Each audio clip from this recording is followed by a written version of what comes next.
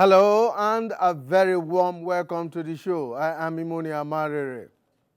In September 2023, the Nigerian government recalled the substantive heads of missions from its foreign embassies and high commissions, including those serving in multilateral organizations. The expectation then was that they will be swiftly replaced with new envoys to carry on the job of overseeing the nation's interests in the international arena. But almost 7 months after the recall, the government is yet to name new principal envoys to the various missions. In the meantime, the president has saddled himself with carrying on shuttle diplomacy, where ambassadors would have come in handy. This state of affairs has become a source of worry for specialists in international relations who say that Nigeria's bilateral and multilateral relations may be adversely impacted by the delay in appointing new envoys. What could be responsible for the long delay? And how much longer can the country wait for the posting of new principal diplomats to take charge of its over 100 missions to promote and protect its interests in the various countries and multilateral agencies? Against the backdrop of the long process involved, including Senate screening of nominees and the cumbersome procedure of completing the requisite acceptance process by the receiving country, there are strong concerns that Nigeria's strategic and investment interests may suffer some setbacks. Under Article 4 of the Vienna Convention of Diplomatic Relations and Optional Protocols of 1961, an ambassador can only be sent after an agreement is entered into between the sending and receiving countries. This could take anywhere between 3 and 6 months to complete. So, another area of concern is how the administration intends to drive its foreign policy agenda of the 4 Ds, that is, democracy, demography, diaspora, and development, as enunciated by the Foreign Affairs Minister, if it has no substantive ambassadors in places around the world. It is a known fact that diplomacy operates a hierarchical structure, which means that there is an extent to which standing chargé d'affaires can act on or have access in the absence of substantive heads of missions. Why was it therefore necessary to recall the former envoys when replacements had not been nominated and screened and ready for posting? These are some of the issues that we'll be taking a critical look at on the program today. And of course, we'll also be examining the 4 Ds, the foreign policy agenda of the new administration. How is it different from all previous foreign policy agendas of previous governments? I'm joined in the studio right here by Ambassador Godnos Bolade Igale, a former Nigerian ambassador to the Scandinavian countries of Sweden, Denmark, Finland, and Norway, and a former federal permanent secretary. He is currently the first vice president, Academy of International Affairs of Nigeria, a leading independent think tank on foreign policy and diplomacy. Thank you so much, Ambassador, for joining us. Thank you. We are also joined via Zoom from Lagos by Ambassador Akin Fayomi. He is the chairperson of the Public Affairs and Diplomacy Center, as well as being the chairman of the Foreign Investment Network. He was at various times Nigeria's ambassador and head of mission to France, Brazil, China, Zimbabwe, South Korea, and the United Kingdom. Ambassador Fayomi, thank you so much for finding time to join us. Thank you very much. Welcome. All right, we'll go on a very short break, and when we return, We will be diving straight into the issues. Stay with us. The Nigeria of our dream, the Nigeria we need, is the united, indissoluble, and cohesive Nigeria which guarantees equity, fairness, justice, and prosperity for its citizens. That is our focus on people, politics, and power. It is fresh, insightful, impactful. It's a must-watch. People, politics, and power on AIT. Thank you so much for staying with us. It's People, Politics, and Power, and today we focus on Nigeria's diplomacy in the circumstance in which we find ourselves, where, as it were, the heads of the various diplomatic missions across the world are yet to be appointed, following the recall of the ones who were serving in those positions in September 2023. Ambassador, God knows, Bolade Igale is right here with me in the studio, and Ambassador Akin Fayomi is joining us from Lagos. Gentlemen, thank you so much. Thank you. Let's begin this way, Ambassador. 6 to 7 months without principal ambassadors in our various missions abroad. How does that sit well with people in the diplomatic community? Well, thank you very much for having me here, and it's a great pleasure to be here with us, together with Ambassador Fayomi, who is one of our great ambassadors that the system has produced. Perhaps one should correct one impression, and that is if ambassadors are not in place, it does not mean that the diplomacy of the country has come to an end. Because we still have our missions abroad. We have our professionals in different categories and different areas of specialization. So the missions are still going on. The other very critical point of knowledge is the fact that the chief diplomat of any country is the sovereign, the head of state, the president, or the king, which in some countries they have constitutional monarchies.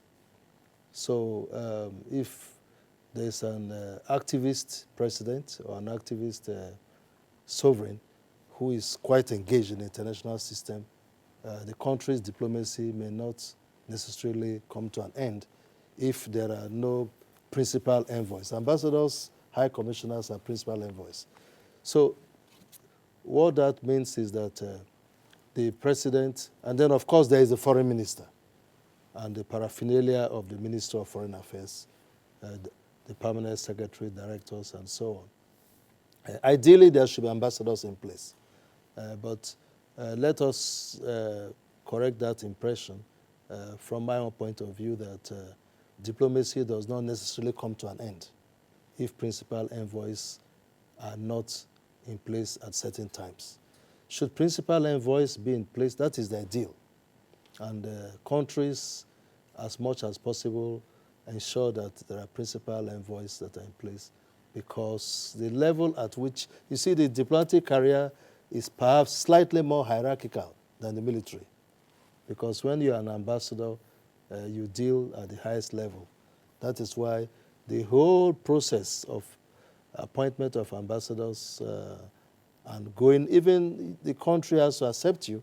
When you go, you have to, even after you arrive, you have to be again received again before you can operate. So because of the high level of the fact that you carry the burden of a whole country in another country. So it's good that we have ambassadors in place. But during this Fourth Republic, it has been a recurrent decimal. By the time when some of us joined the service more than 40 years ago, and I'm sure Ambassador Fayomi will agree with me, the norm was that career ambassadors, that is their job, that's their profession. Somebody signs in to be a career diplomat, he rises from the left to the top. So when there's a recall, normally the career people stay in their posts and they serve out their terms before they come back. But throughout this Fourth Republic, it's not symptomatic of the present administration. But we've seen this trend during this Fourth Republic. Whenever there's a new person in place, both career and non-career are all recalled. That is not the existing global system. The standard is that career people serve. Even the non-careers, most often they remain in place until you are sure that you want to replace. Because if you are not an ambassador, you go to Ministry of Foreign Affairs, you may not see somebody more than the level of the desk officer for your country. With all due respect, you may not see a director, you may not see the permanent secretary, unless there's something of exceptional importance to the home country before they may allow a charge d'affaires to see the minister or the permanent secretary. So but for an ambassador, it is his right to see them, ask for the audience, and most times they grant audience. But if you are not an ambassador, you may be received at a slightly lower level. So I think those are factors that going forward we must interrogate and learn. So the curve usually is not everybody, but like I said, it's been a bandwagon approach since this Fourth Republic, and I think it should be a point of discussion. Ambassador Akinfayomi, let me come to you now. I mean, given the scenario that Ambassador Egali has painted, that this has been a recurring decimal in the Fourth Republic, is it that those who come to power do not know the diplomatic traditions, or that we have simply just ignored what obtains in diplomatic practices by recalling our diplomats before we think of even nominating, screening, and then sending them across to their various missions? Thank you very much, Mr. Marire, and thank you, Ambassador Egali, for your kind words. Yes, I agree with my dear colleague, Ambassador Egali, on his introductory remarks. Indeed, it's not the ideal situation whereby you have missions without their heads. Charge d'affaires, there is a limit to how far a charge d'affaires can operate in the receiving state. That's where the crux of the matter is. Ambassadors, yes, diplomacy does not stop without ambassadors, but at the same time, ambassadors carry so much weight. You are the principal envoy, extraordinary and plenipotentiary. That means you are the president of your country in that country, and you carry a lot of weight. And if there is a matter of importance that is needed to be discussed with you, it is not likely that they will call a charge d'affaires who is a counselor or a minister counselor. They will just walk over you, and that means it's not the ideal situation. And then coming back to your question, yes, there shouldn't have been a total recall of envoys when a new administration comes in. And don't forget, new administration, there's a limit to how far you can hit the ground running. You still need the expertise of diplomats, particularly career diplomats that are in those countries where you are going. It is a wrong course to say, quickly, let me recall the diplomats that are there, the heads of missions. I think there's a lot of politics into it. Like the Ambassador Egali was saying, when we started in the Ministry of Foreign Affairs, career ambassadors particularly, they don't leave their post until the expiration of their tenure. And that means they can even serve 2-3 presidents. They are not politicians, so we are not going to be card-carrying members of any political party. So there's nothing to fear. So the idea of recalling everybody at once is as if, look, let me get rid of the people appointed by my predecessor. Let me put my own boys. In other words, becoming job for the boys. Even if that affects non-career, I can understand. The president has the prerogative to put whoever he wants there. But the non-career, these are diplomats of 30, 40 years. You can't be an ambassador without spending at least 20, 30 years in the Ministry of Foreign Affairs. Look at the expertise, look at the experience. Any administration will need that. You can't just jettison all that in the altar of maybe politics or something like that. Let me stop here for now. Yes, so Ambassador Egali, how is this situation likely to impact our interests? I mean, talking of Nigerians' interests in these various countries, particularly in the multilateral agencies. Well, no, both bilateral and multilateral agencies are the same, because at the multilateral posts, it is people from bilateral countries that represent the interests of their countries at the multilateral post. For example, if you take the United Nations, it is ambassadors from individual member countries that are also posted to represent their countries in the UN. So that brings to the importance of having people that can have the clout to, at home, decisions that ambassadors carry out in the UN, either in New York or in Geneva or in Addis Ababa, are directed from their headquarters. So it's good that at those headquarters, you have people who are senior enough who can walk into the office of the Minister of Foreign Affairs or any other minister for that matter to say that I need to discuss something of importance to my country. Let's say, for example, if we have a candidate for an international position. Yes, at the level below ambassador, most countries will say, okay, put your views in writing and send to us through a note verbal. And when that view comes, they will analyze it. But it's a lot much different. Even during the normal diplomatic nuance of receptions, you know, almost every day, one country or the other has a national day.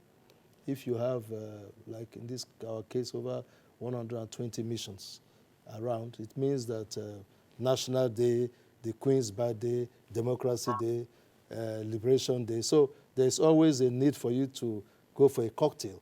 When you go to these cocktails, you see ambassadors in clusters when they're talking among themselves.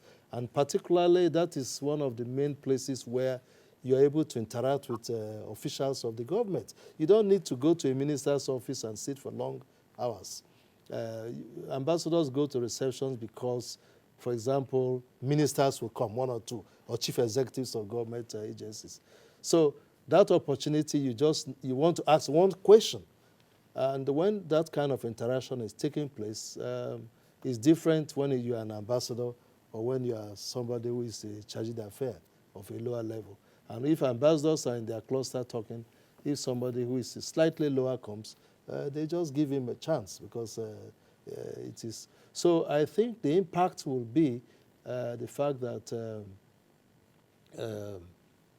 the diplomacy will have to depend a lot on headquarters.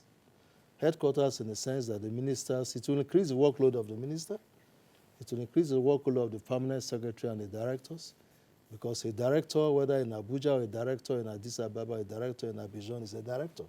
And if in the other country, you know, a director is coming, it's somebody of an ambassadorial rank. As a matter of fact, every director in the Ministry of Foreign Affairs is an ambassador. So it will mean that in certain cases, we have to intervene directly from headquarters, and it will increase the workload of the minister. But like I said, the diplomacy does not come to an end because the president is the chief diplomat. I'll give you an example. This morning, I listened to one of your sister agencies, and the chief executive of Air Peace was talking about his experience in London. And I must give credit to some of our officers. There are some very versatile officers who are below ambassador level, who in their countries are able to penetrate very well and hold the fort. So the chief executive of Air Peace gave his experience when they made their maiden flight to London, despite the fact that there is no high commissioner, that the Nigerian mission rode at red carpet and all of London Air Peace all over the place. So diplomacy does not come to an end in certain issues, but when it comes to high state issues, you need that level of what Ambassador Akiyomi called the high-sounding words of plenipotentiary and extraordinary, because you are carrying the powers of the president. I think that is the difference. Commercial matters, cultural matters, it may be less, but when it comes to high political matters, nomination of officials, or putting the views of your government to be heard on time, in real time, sometimes the preference is to have ambassadors who are accredited to the head of state. In fact, you can even ask to see the president if it's very serious. There are exceptions. The Americans, even very lower levels, can go anywhere and see anybody. But most countries, especially in Europe, they are very conservative. They don't take kindly to a lower level officer asking for audience with, say, the minister. It will not. It will Not to talk of the president of that country. No, it's not likely he will get that audience at all. But the Nigerian president has, as it were, been doing a lot of shuttle diplomacy. That's what I said. The machinery is in place. Yes. The machinery is in place, and the officers who are at post have done very well. Wherever the president has gone, they've held on very well and done, because they are trained. In fact, most times there's somebody at the next level called minister, and in some cases they are called minister plenipotentiary, or even a substantive deputy head of mission. They are at the level of being an ambassador, but maybe they need just a little one more level. So those are people that are well trained, maybe over about 20, 25 years in service. So they're able to hold ground well. And the president, like I said, is the chief diplomat. And so he can, in some countries, as a matter of fact, the president is the minister of foreign affairs, in some countries. So he can run it with just with the missions. But when the president comes and goes, then you have the people on ground to follow up. And that's where the importance of having ambassadors comes in. Ambassador Fayomi, let me bring you in now at this point. How much pressure does that kind of situation put on the chief diplomat of the country, talking about the president, particularly in terms of investment drive? Oh, a lot of pressure, a lot of pressure. Like you have already said, and which Ambassador Gali also referred to, the President Tinubu has been doing a lot of shuttle diplomacy. You know, that's a lot of pressures. I think some of these trips might not have been necessary if you have substantive ambassadors in place. They can easily and quietly and ably represent the president. The president will have more time to face internal issues. You know, summits, yes, it's a given. Presidents must attend summits, either ECOWAS or AU or the United Nations. He has to be there. But there are some other meetings that the minister might go, accompanied, of course, by the ambassador in place, you know, who is very well versed in the bilateral issues to be discussed with the host authorities. Therefore, not having any there will definitely mean the president has to do a lot of more shuttle diplomacy. You know, it is not the fact that he's doing this shuttle diplomacy that is the issue. I'm sure he has all these things put together with the Minister of Foreign Affairs. They know where he should be. Like he went for the Senegalese president's inauguration recently. That's a given, being the chairperson of ECOWAS. And ECOWAS is Senegal is in ECOWAS. He has to be there. But there are some other things that you can send your ambassador if the ambassador is substantive and it carries a lot of weight. So therefore, the pressure is there. And I don't know why the pressure has to be there. It can be avoided, like we started with in our introductory remarks.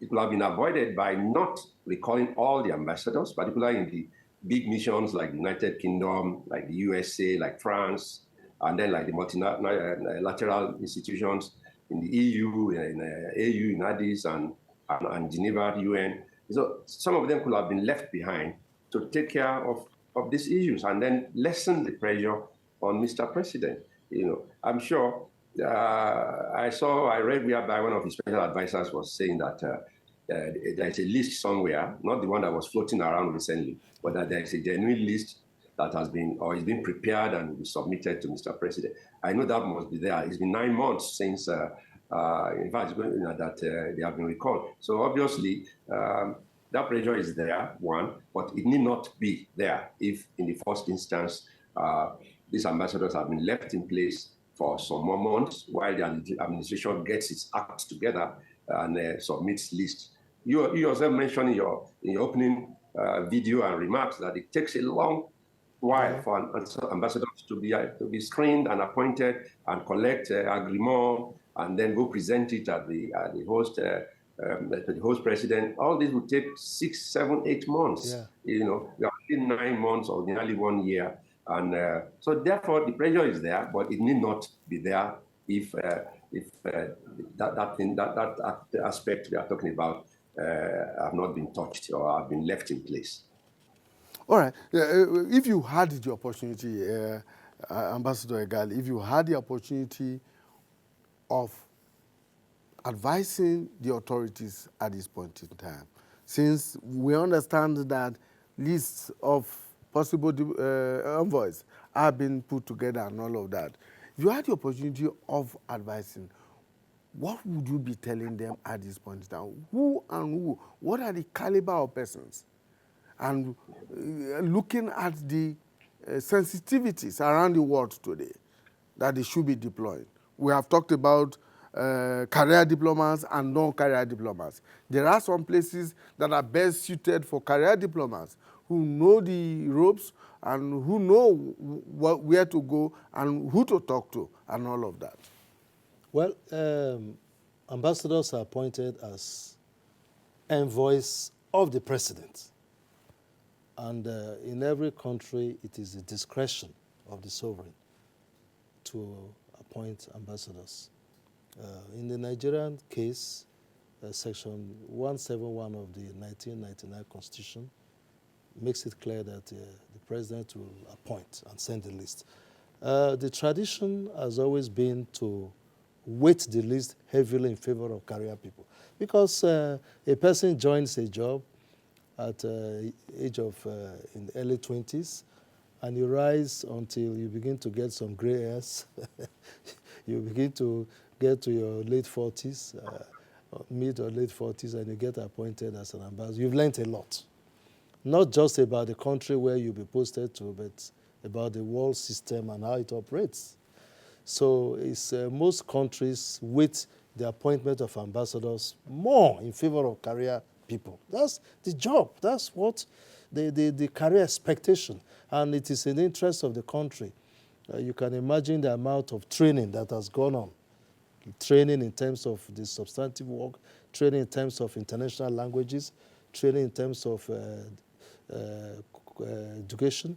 In the Ministry of Foreign Affairs, I don't think there's any government agency that has the number of educated people as the Minister of Foreign Affairs. So a lot goes in. So most countries weight it more in favor of career diplomats. Some countries, they do as much as about 10%.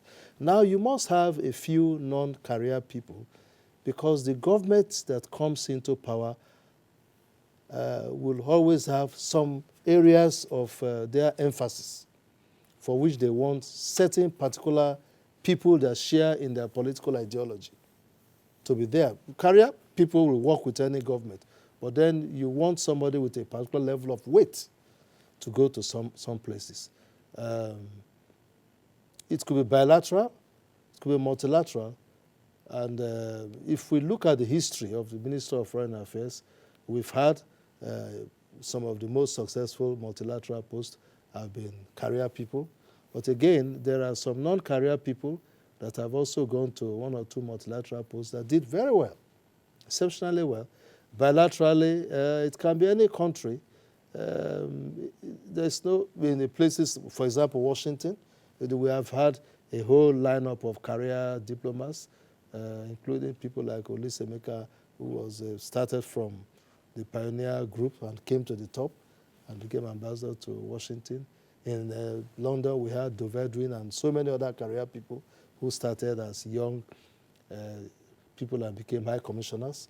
So it depends on what focus, which countries the priority are in the priority list of the president. I cannot say that you should send, it must be a career person sent to London or to South Africa or to maybe Senegal or Ghana. It is left also to the president's, in fairness to him, there are some heads of state with whom he enjoys good relationship. And he wants somebody, and that is a factor that people, they look at, even among the career people, they look at the kind of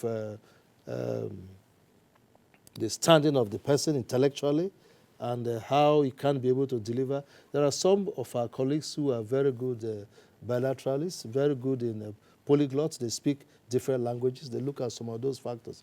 So I think, but generally, whether political or non-political career, we must send the best Nigerians. For career, they're already trained.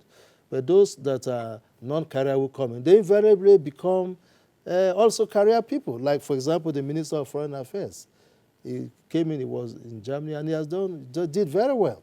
He was one of the most outstanding ambassadors who were out and was already in his second tenure, coming in from outside. So by the time they go in, we don't really demarcate to say these are non-career, these are career. Everybody becomes part of the foreign service.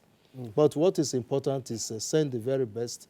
If you are going to send people from not the system, from every state, pick the best who can represent Nigeria.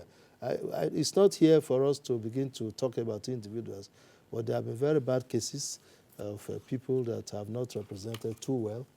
In fact, an ambassador was asked to quietly by a country that his conduct was not too diplomatic. And so I think we should avoid those kind of cases.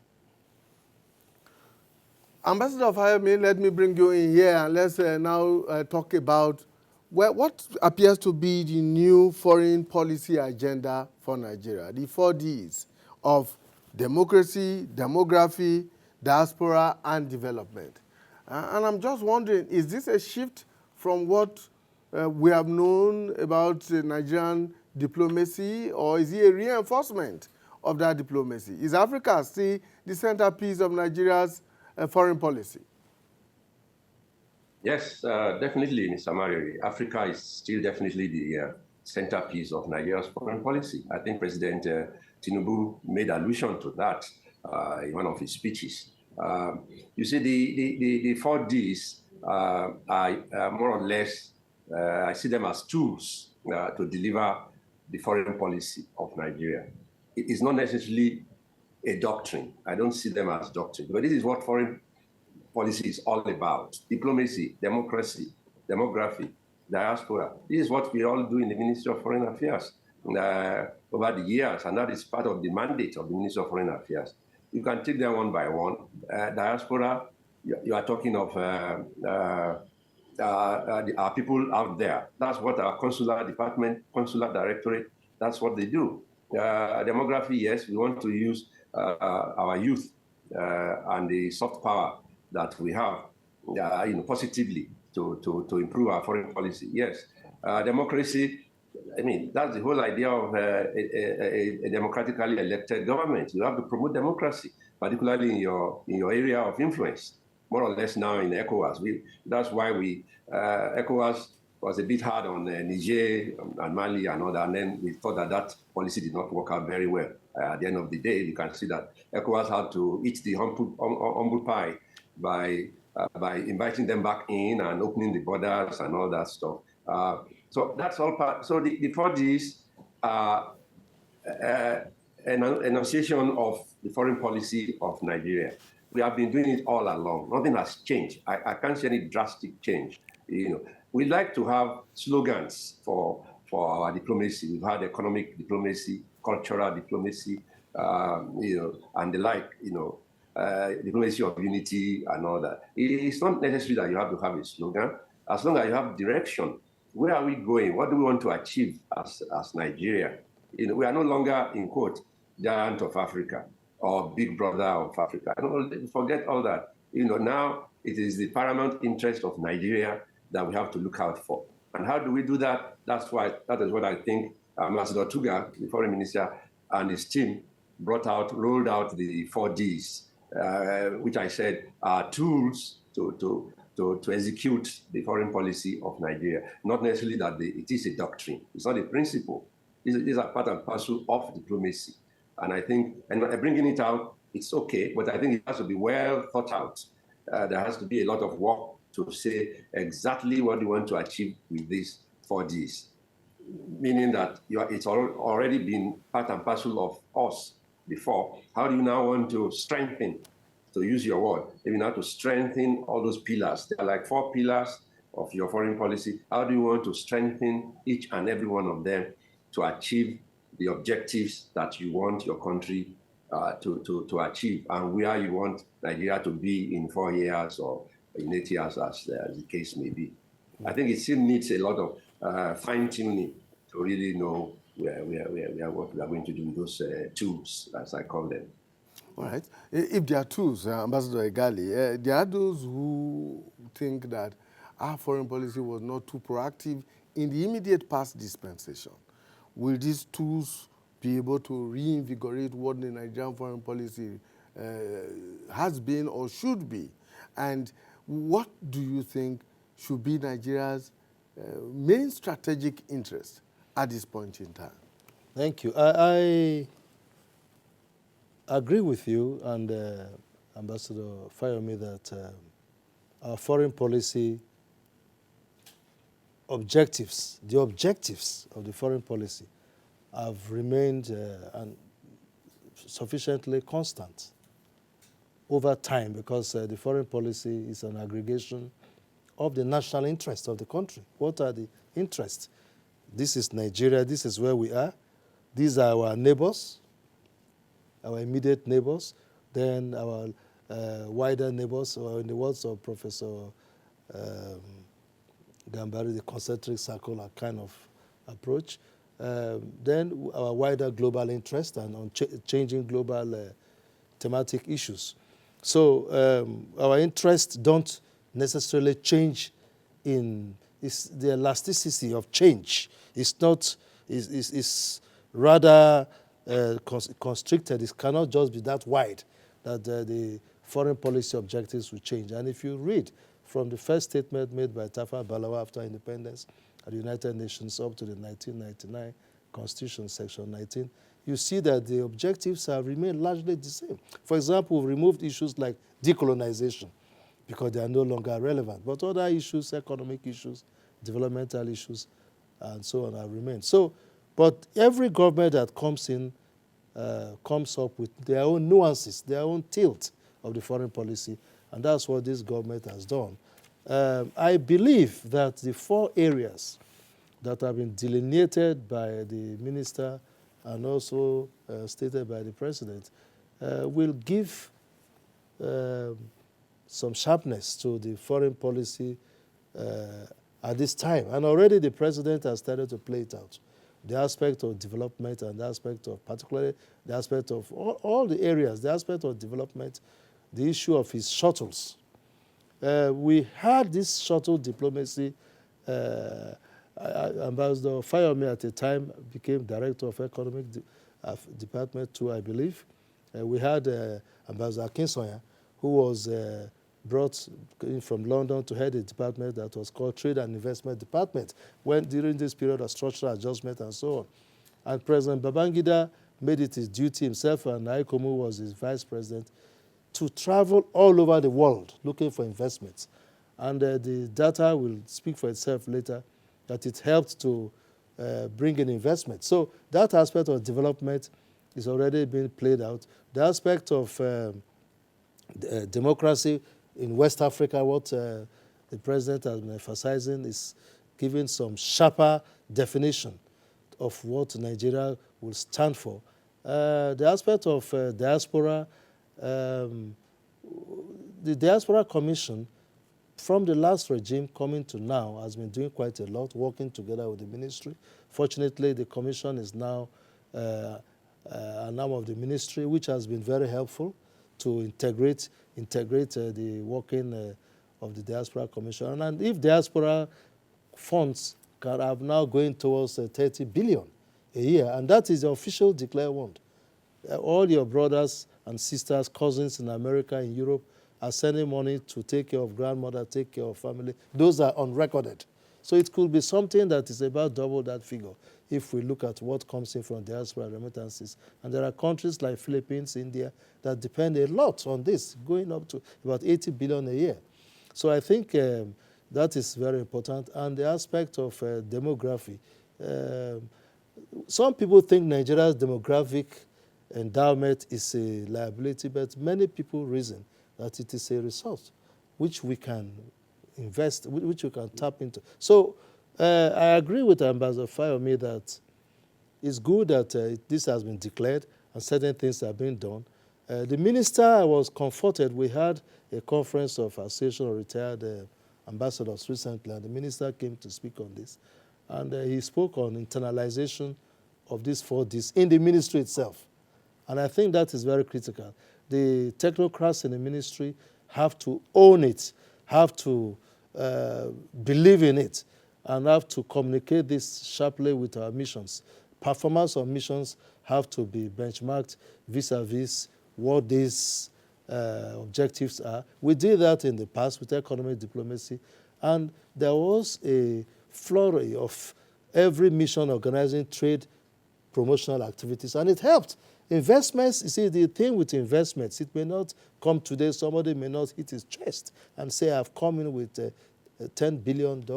There's a gestation period, but because the investor has to look at when the president travels somewhere, say Nigeria has come, we are here to do business, this is the market.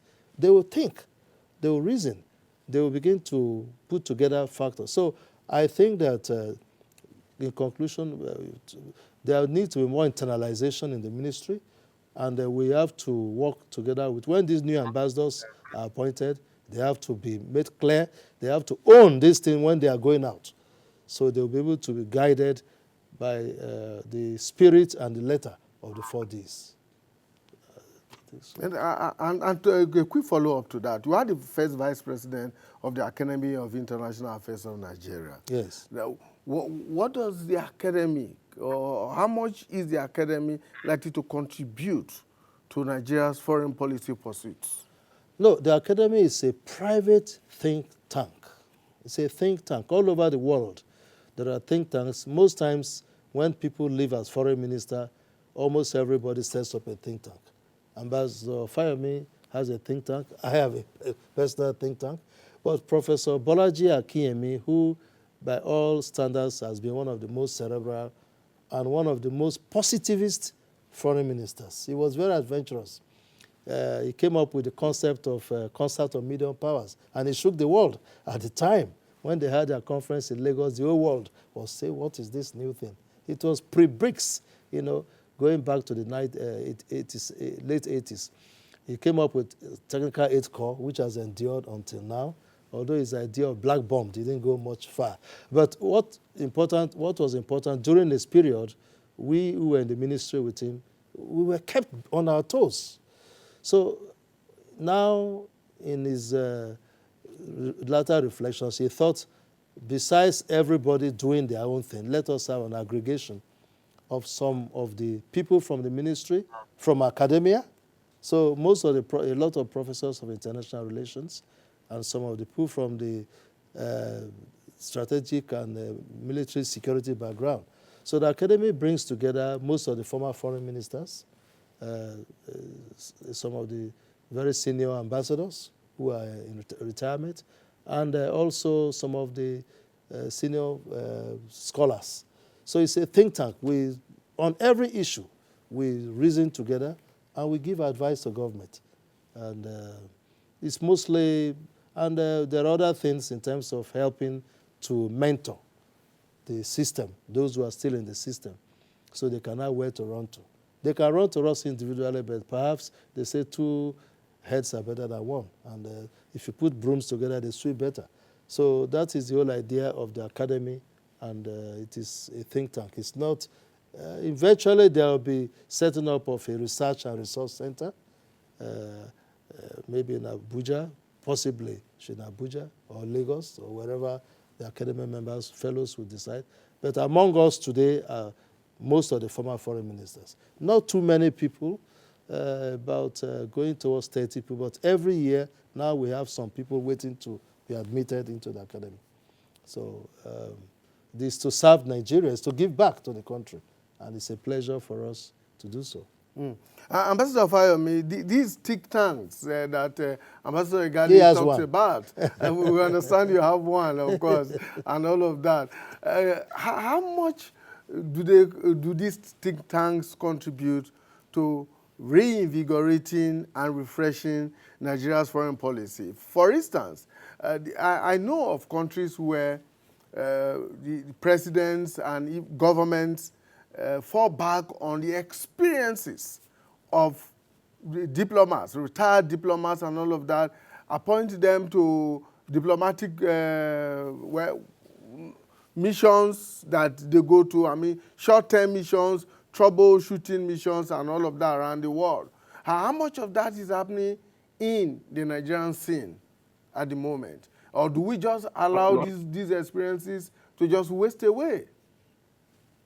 Not enough, Mr. Mario, not enough at all. That's we have been shouting about that.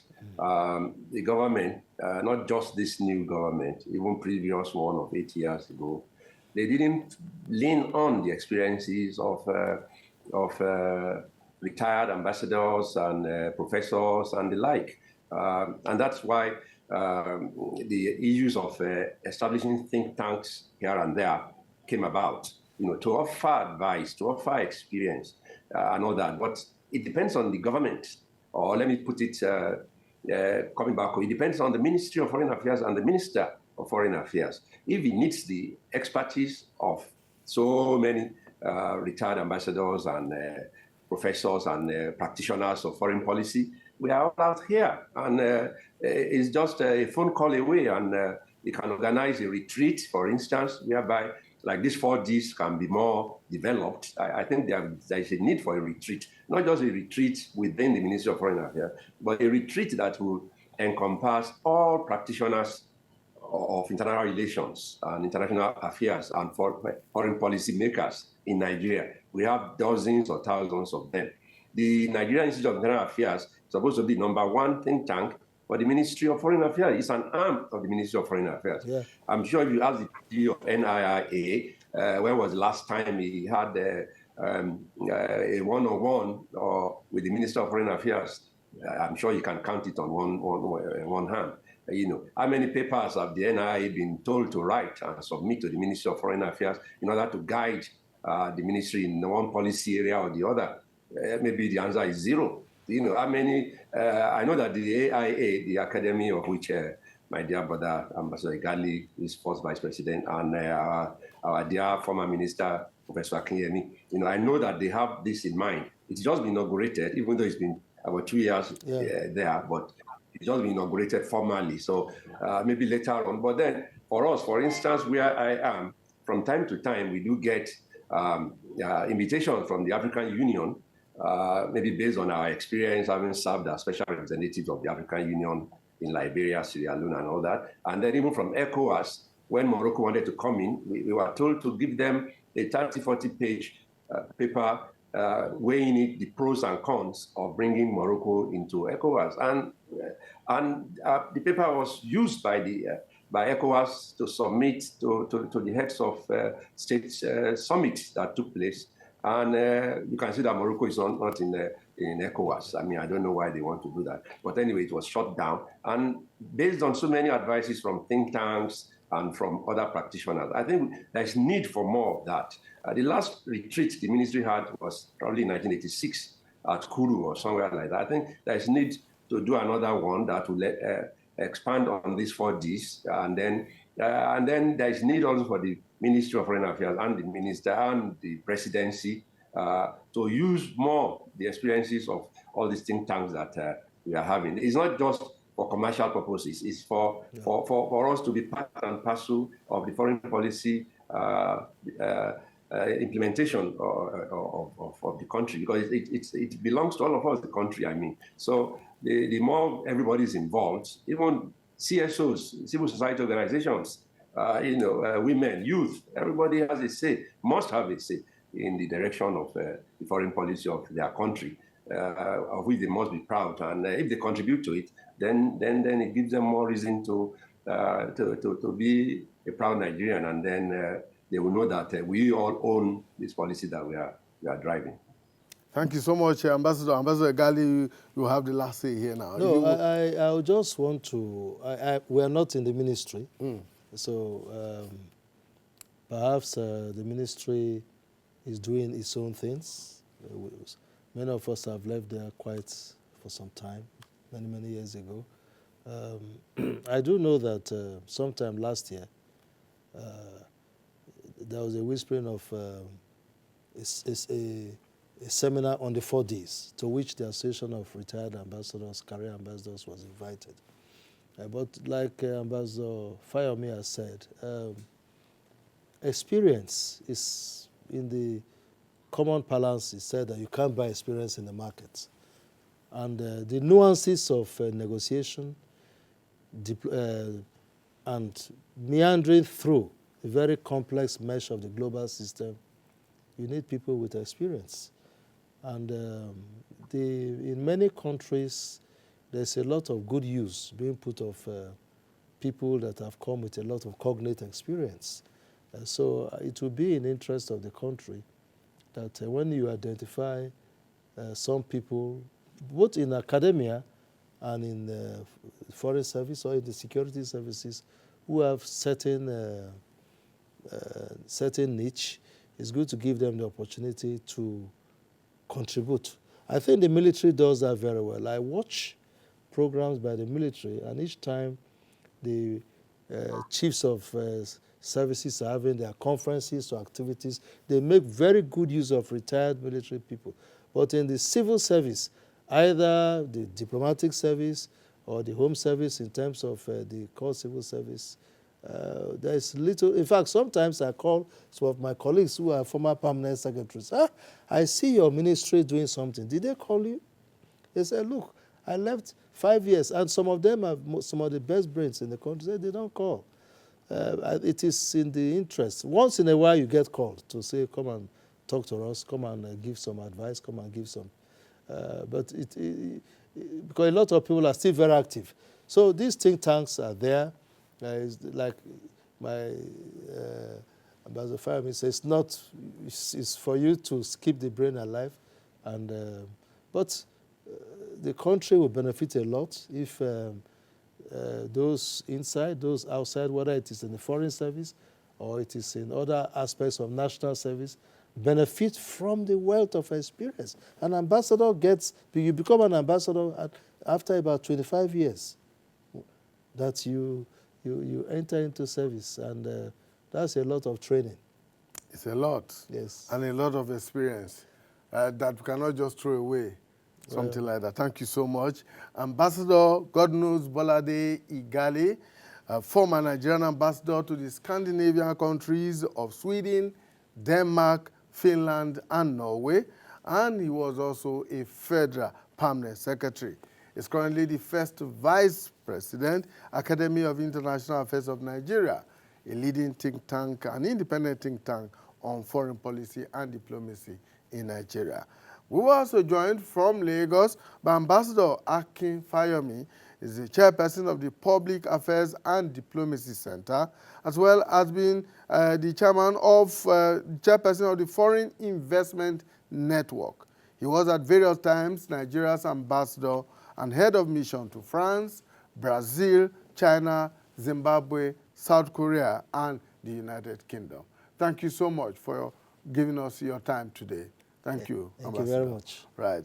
And that's our program for today. Please join us again when we bring you a fresh edition of People, Politics, and Power.